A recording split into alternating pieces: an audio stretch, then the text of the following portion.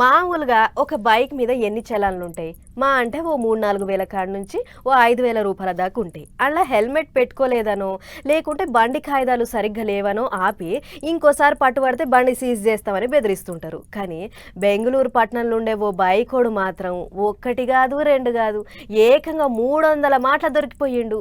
మరి వానికేసిన చలాన్ ఎంతో చెప్పే ముందు మీరైతే చెంబడి నీళ్ళు తాగుర్రి. తాగిర్రా ఇక సీదా అసలు ముచ్చట్లకు పోదాం. ఇక గీడ ఒక దిక్కేమో పోలీసు, ఇంకో దిక్కు ఒక కర్రంగోడు. ఇద్దరేదో పట్టుకొని ఫోటోకి పోజ్ ఇస్తున్నది చూసి అదే నవారు పట్టేనో అని అనుకునేరు. అది చలాన్ల చిట్టి. అవు 1,61,500 రూపాయల చలాన్ చిట్టి. మరి గింత చలాన్ ఎట్లా జమైంది అని అంటే దాని కథ పెద్దగానే ఉన్నది.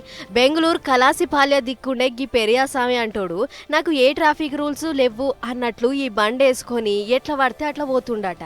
అటు పోలీస్ కూడా వీడు ఇక్కడిక్కడనే తిరుగుతాడు మనోడేలే అన్నట్లు చూసి చూడనట్లు ఇడిచిపెడుతుర్రట.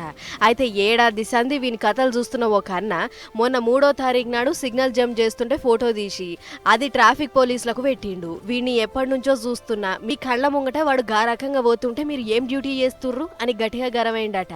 దెబ్బకు నిద్రలేసిన ట్రాఫిక్ పోలీసులు బండి సీజ్ చేసిర్రు.